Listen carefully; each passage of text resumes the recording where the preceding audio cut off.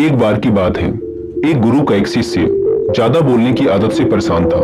वह जब भी किसी से मिलता तो मिलने के बाद अपने मित्रों के सामने उस इंसान के बारे में अपने विचार देना शुरू कर देता। उससे कोई पूछे या ना पूछे, वह अपने आसपास की लगभग हर चीज के बारे में अपनी राय बता देता। आश्रम में रहने वाले लगभग हर छात्र और शिक्षक के बारे में उसकी अपनी सकारात्मक या नकारात्मक राय थी, जिसे वो बिना सोचे समझे लोगों के सामने रख देता। जब भी आश्रम में रहने वाला कोई दूसरा छात्र अपनी कोई समस्या लेकर उसके पास आता तो वह उसकी पूरी बात सुने बिना ही उसे सलाह देना शुरू कर देता।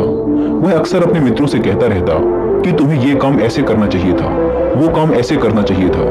उसे अपनी आसपास की चीजों के बारे में जो भी आधा अधूरा ज्ञान था, मित्रों के बीच गपशप के समय वह बोल बोल कर अपने उस ज्ञान का दिखावा करता। उसकी इन हरकतों की वजह से आश्रम का कोई भी छात्र या शिक्षक उसे गंभीरता से नहीं लेता था। अक्सर उसके साथ पढ़ने वाले छात्र उससे दूर रहने की कोशिश करते, क्योंकि वह हर बात पे उन्हें सलाह देने लग जाता था। कोई भी उसे अपना मित्र नहीं बनाना चाहता था, सब उससे दूर रहना ही पसंद करते थे। और अक्सर आश्रम में रहने वाले दूसरे छात्र उसकी पीठ पीछे उसकी इन आदतों की वजह से उसका मजाक बनाते। उस लड़के को भी पता था कि उसकी ज्यादा बोलने की आदत की वजह से कोई भी उसे पसंद नहीं करता। वो भी अपनी इस आदत को बदलना चाहता था, लेकिन वो चाह कर भी हर बात पे अपनी राय देने की आदत को छोड़ नहीं पा रहा था। एक दिन वो अपने गुरु के पास गया और अपनी सारी समस्या गुरु को बताई। गुरु ने कहा, बेटा, ज्यादा वही इंसान बोलता है जिसे लगता है कि वो सब कुछ जानता है। ऐसा इंसान जो ये मानता है कि वो बहुत थोड़ा ही जानता है और अभी ऐसा बहुत कुछ है जो उसे सीखना है। वो कभी भी जरूरत से ज्यादा नहीं बोलता और ना ही बिना मांगे किसी को राय देता। इसलिए पहले खुद के अंदर से ये अभिमान हटाओ कि तुम्हें सब कुछ पता है। शिष्य ने गुरु के सामने अपना सिर झुका दिया। गुरु ने कहा, बेटे, मैं एक दिन में तुम्हारी ज्यादा बोलने की आदत को खत्म तो नहीं कर सकता। ये आदत तुम्हें खुद ही अपने अंदर धीरे धीरे कम करनी होगी। लेकिन मैं तुम्हें ये जरूर बता सकता हूँ कि किन मौकों पर तुम्हें शांत रहना चाहिए, ताकि तुम खुद को दुखी होने और किसी बड़ी मुसीबत में पड़ने से बचा सको। शिष्य ने गुरु की बातों से सहमति दिखाते हुए अपना सिर हाँ में हिला दिया। गुरु ने कहा, बेटे, इन 5 मौकों पर हर इंसान को अपना मुंह बंद रखना चाहिए। पहला, जब तुम्हें लगे कि कोई तुम्हारी भावनाओं को तुम्हारे शब्दों से नहीं समझ सकता, उस समय तुम्हें चुप रहना चाहिए। अक्सर हम लोगों को अपने दुख, अपनी परेशानियां बताना शुरू कर देते हैं, जबकि हमारे आसपास रहने वाले ज्यादातर लोगों को इससे कोई मतलब नहीं कि हमारे जीवन में क्या गुजर रहा है। हर इंसान को केवल खुद से मतलब होता है। वो केवल खुद के बारे में बात करना चाहता है। वो केवल खुद की तारीफ सुनना चाहता है। उन्हें हमारे जीवन की परेशानियों से कोई मतलब नहीं और ना ही वो सुनना चाहते। हो सकता है कि 1 या 2 बार वो तुम्हारी दुख भरी कहानी सुन भी लें, लेकिन उसके बाद वो तुमसे दूर भागना शुरू कर देंगे, क्योंकि कोई भी किसी दुखी और असहाय इंसान के साथ रहना पसंद नहीं करता। इसलिए कभी भी अपने कुछ करीबी मित्रों और परिवार वालों को छोड़कर किसी ऐसे इंसान को अपनी परेशानी ना बताएं जो तुम्हारी बातों को समझने के बजाय उनका मजाक बनाए।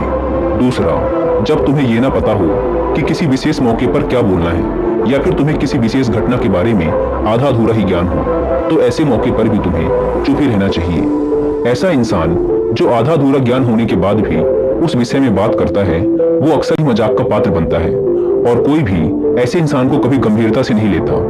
अपनी बात को प्रभावशाली तरीके से वही इंसान रख सकता है जिसे उस घटना या विषय के बारे में गहराई से जानकारी है। इसलिए कभी भी आधी अधूरी और इधर उधर से मिलने वाली जानकारी के आधार पर लोगों से अपनी बात मनवाने की कोशिश ना करें। हालांकि दोस्तों, प्रभावशाली बातचीत करना और एक ऐसा इंसान बनना जिससे हर कोई बात करना चाहे, जिसे हर कोई सुनना चाहे, ये भी एक कला है जिसे हर इंसान सीख सकता है।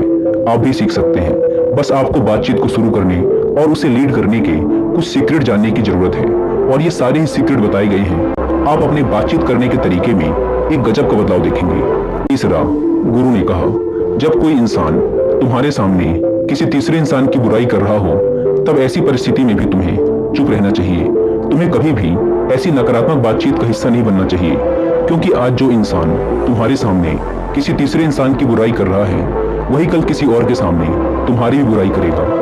और इस बात की ज्यादा संभावना है कि आज तुमने उसकी हाँ में हाँ मिलाने के लिए तीसरे इंसान की जो बुराई की है, कल रिश्ते ठीक होने पर वो उस तीसरे इंसान से भी कहे कि तुमने उसके बारे में क्या क्या कहा था। इसलिए जब भी कभी कोई किसी तीसरे इंसान की बुराई करे या उसके गलत समय का मजाक उड़ाए, तो तुम्हें बस उसकी बातें सुन लेनी है। अपनी कोई भी राय वहां नहीं रखनी। अगर तुम ऐसा करते हो तो भविष्य में तुम्हारे लिए समस्या खड़ी हो सकती है। गुरु ने कहा, चौथा, जब कोई तुम्हारे ऊपर गुस्से और घृणा से चिल्लाए, तुम्हारा अपमान करने की कोशिश करे, तब ऐसी परिस्थिति में तुम चुप रहकर सामने वाले के गुस्से और घृणा को कम कर सकते हो। साथ ही तुम स्थिति को खराब होने से बचा भी सकते हो। जब तुम सामने वाले के क्रोध का जवाब क्रोध से ना देकर उस समय चुप रह जाते हो, तब यह बात उस क्रोध करने वाले इंसान के दिल में लगती है। गुस्सा कम होने पर उसे अपनी गलती पर पछतावा होता है और ज्यादा संभावना है कि वो अपनी गलती के लिए तुमसे क्षमा मांगे, और क्षमा नहीं भी मांगता तो वह अंदर ही अंदर खुद को दोषी समझने लगता है, और फिर वह अगली बार तुम पे गुस्सा करने व घृणा करने से पहले कई बार सोचेगा। लेकिन तुम्हें हर परिस्थिति में चुप भी नहीं रहना। अगर कोई गलत कर रहा हो तो तुम्हें उसका जवाब भी देना है, क्योंकि कुछ लोग ऐसे भी होते हैं जिन्हें हमारा चुप रहना हमारी कमजोरी प्रतीत होता है। गुस्से के दौरान चुप रहने का यह तरीका केवल परिवार, सगे संबंधियों और कुछ निकटतम मित्रों के लिए ही सही है, न कि हर इंसान के लिए। अगर तुम हर जगह चुप रहने लग गए तो इसका गलत फायदा भी उठाया जा सकता है। गुरु ने आगे कहा, पांचवा, जब कोई इंसान तुमसे उसके जीवन की कोई दुख भरी घटना या अपने जीवन की परेशानी साझा कर रहा हो, ऐसी परिस्थिति में तुम्हें चुप रहकर सिर्फ उसकी बातों को सुनना है। ज्यादातर लोग ऐसे होते हैं कि किसी ने उनके सामने अपनी समस्या सुनाई नहीं कि उन्होंने समाधान देना शुरू कर दिया। जबकि जब कोई इंसान हमसे अपनी परेशानी साझा कर रहा होता है तो वो हमसे किसी सुझाव की उम्मीद नहीं करता। वो बस ये चाहता है कि हम उसकी पूरी बात ध्यान से सुन लें, क्योंकि जब हम किसी की परेशानी को ध्यान से पूरा सुन लेते हैं तो उस इंसान को एक आत्मिक शांति मिलती है। उसे ऐसा लगता है कि चलो किसी ने तो मेरी बात को समझा। अधिकतर मौकों पर जब लोग हमसे अपनी परेशानी साझा करते हैं तो वो बस हमें अपनी बात बताना चाहते हैं। वो ये नहीं चाहते कि हम उन्हें सलाह देना शुरू कर दें, क्योंकि जो सलाह हम उन्हें देने वाले हैं वो सब उन्हें पहले से ही पता है।